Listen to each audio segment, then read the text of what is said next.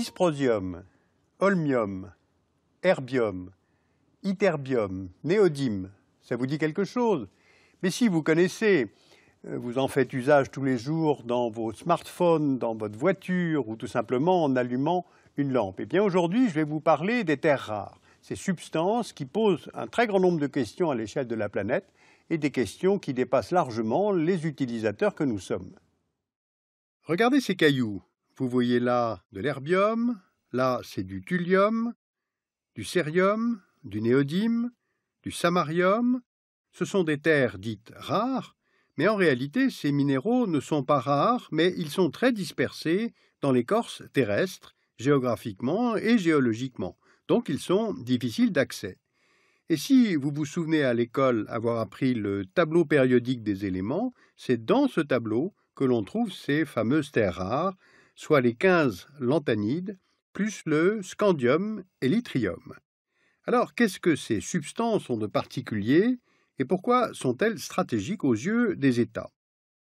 Les terres rares ont tout d'abord été utilisées dans l'armement, par exemple pour les pièces d'artillerie ou le guidage balistique, et depuis quelques années, elles participent au développement des nouvelles technologies, et en particulier les technologies vertes. Par exemple, on trouve des terres rares comme le lantane dans les batteries des voitures électriques, et ce, en grande quantité. La batterie de la Prius de Toyota contient environ 10 kg de lantane. On trouve de l'yttrium dans les luminophores des télévisions à écran plat ou encore dans les pots catalytiques. On utilise le cérium dans le secteur de l'optique pour le polissage du verre, le gadolinium pour l'imagerie médicale car c'est un agent de contraste. On fait une injection de gadolinium aux personnes qui passent une IRM. Le néodyme, lui, sert à fabriquer des aimants permanents pour certaines éoliennes, bien plus puissants que les aimants à base de ferrite. Or, on le sait, l'électricité produite à base d'éoliennes est en très forte hausse dans le monde. Enfin, le terbium est utilisé dans la fabrication des ampoules à basse consommation et des LED. Or, le marché des LED, lui aussi, explose dans le monde. Donc, si on veut continuer à améliorer les performances de nos écrans, de l'optique avancée, de l'électronique de pointe, on a besoin de ces terres rares. Alors justement, où les trouve-t-on à travers le monde? Pour le United States Geological Survey, les pays qui disposent des plus grandes réserves de terres rares aujourd'hui sont, dans l'ordre, la Chine, le Brésil, les États-Unis. On trouve aussi des terres rares en Inde, en Australie, en Malaisie, en Russie, au Vietnam. Or, il existe une grande incertitude autour des estimations des réserves de terres rares dans le monde, car tous les gisements n'ont pas forcément encore été découverts ou mis en exploitation, mais aussi parce qu'il s'agit de ressources stratégiques autour desquelles les États entretiennent une certaine opacité. Allons voir l'un des plus gros détenteurs de terres rares au monde, les États-Unis. Ce pays détient les 3e réserves mondiales et il a été le premier producteur jusque dans le milieu des années 80. On voit ici la mine de terres rares de Mountain Pass, située en Californie, à la frontière du Nevada. Et elle a été fermée en 2002 du fait des dégradations environnementales que provoque ce type de mine, mais surtout du fait de la perte de compétitivité de la production américaine par rapport à la production chinoise, beaucoup moins chère. Or, la Chine a aujourd'hui acquis une position de quasi-monopole dans la production de terres rares. Comment a-t-elle procédé? En 1927, les Chinois découvrent les immenses gisements de terres rares situés en Mongolie intérieure, à Bayan-Obo. Ces gisements ne connaissent un début d'extraction significative que dans les années 1980, avec les réformes économiques engagées par Deng Xiaoping. Et avec le programme 863, la Chine place l'extraction de ces gisements de terres rares dans une stratégie de long terme, et ce, en 3 phases. Premièrement, en bénéficiant d'une main-d'œuvre bon marché et en étant indifférente aux conditions sociales et environnementales, la Chine vend ses minerais à bas prix durant des années. Ainsi, elle asphyxie progressivement les autres producteurs, en particulier les Américains, tout en profitant des apports en devises étrangères grâce à la vente de ces minerais. Deuxième phase, le pays met en place une stratégie de remontée de filière qui vise à développer en Chine les industries qui utilisent ces mêmes terres rares. Enfin, troisième phase, la dépendance et la demande étant plus grandes encore, Pékin impose des quotas et des taxes sur les exportations de terres rares.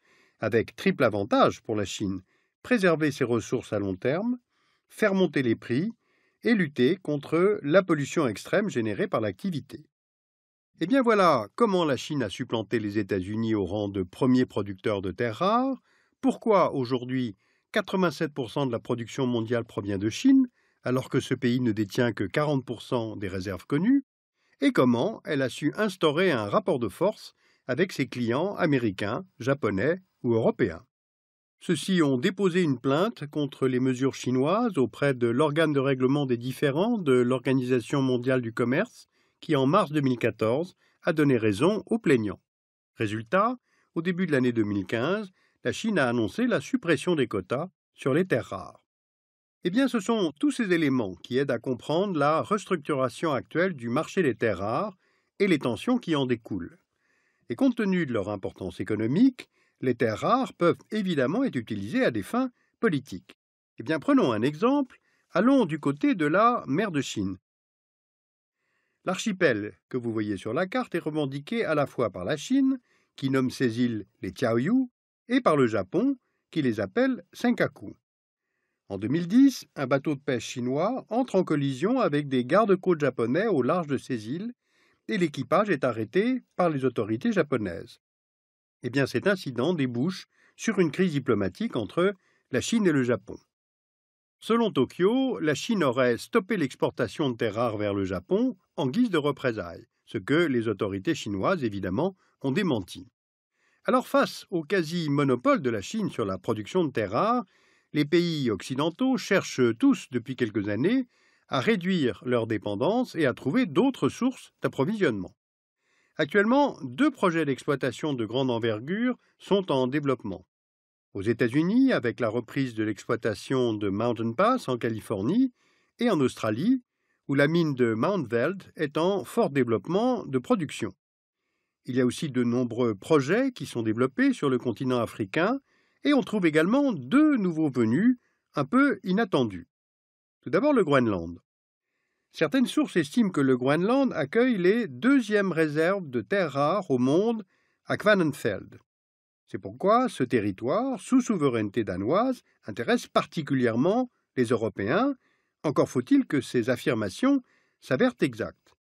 Mais depuis 2009, la gestion des ressources minières de ce territoire est du ressort du gouvernement autonome du Groenland. Or, il est en conflit avec l'Union européenne en ce qui concerne la chasse des phoques pour leur fourrure. Et puis il y a les conditions climatiques qui pourraient rendre l'exploitation des gisements très difficile. Maintenant, dernière estimation à évoquer, les ressources détenues en Corée du Nord, pays que l'on ne place finalement jamais sur l'échiquier des échanges internationaux. Plusieurs sources estiment que la Corée du Nord disposerait des plus importantes réserves mondiales de terres rares. Le site de Jongju que vous voyez là sur la carte abriterait 216 millions de tonnes d'oxyde de terres rares, soit le double des réserves mondiales actuellement connues. Alors si cette estimation se révèle exacte, cela vient évidemment bouleverser les équilibres géopolitiques régionaux. Plusieurs acteurs sont intéressés, parmi lesquels évidemment la Chine. En 2012, l'entreprise d'État sud-coréenne Korea Resource Corporation a indiqué que des contacts avaient été pris avec la République populaire démocratique de Corée pour l'exploitation conjointe de gisements nord-coréens. Et en 2013, la compagnie SRE Minerals a annoncé la création d'une joint venture avec une entreprise d'État nord-coréenne en vue d'exploiter les gisements de Jongju. Eh bien, ces chiffres sont à prendre avec beaucoup de prudence, car les enjeux sont immenses et les manipulations possibles. Voilà, j'ai voulu vous donner une définition précise de ce terme de terres rares, des substances qui ne sont pas rares, mais très dispersées dans les couches géologiques de notre planète. On mesure bien ainsi à quel point cette question est mondialisée et au cœur des rapports de force entre États. Et puis on mesure aussi à quel point nous en sommes désormais dépendants au travers de tous ces nouveaux objets quotidiens. Sur cette question, vous pouvez lire utilement l'Atlas mondial des matières premières par Bernadette Meren-Schumacher aux éditions Autrement. Vous pouvez lire aussi le rapport de la CNUSED de 2014 qui consacre tout un chapitre aux terres rares, coup d'œil sur les produits de base. Vous pouvez lire aussi des territoires à penser par les éditions de l'Aube et Passion Céréales. Et une fois n'est pas coutume, une BD géopolitique et géoéconomique, Koralowski, l'oligarque. Elle nous parle de ressources, de gisements, mais cette fois de gisements de pétrole, par Philippe Gauclair et aux éditions du Lombard. Toutes ces références, vous pouvez les retrouver en français et en allemand sur le site du Dessous des cartes.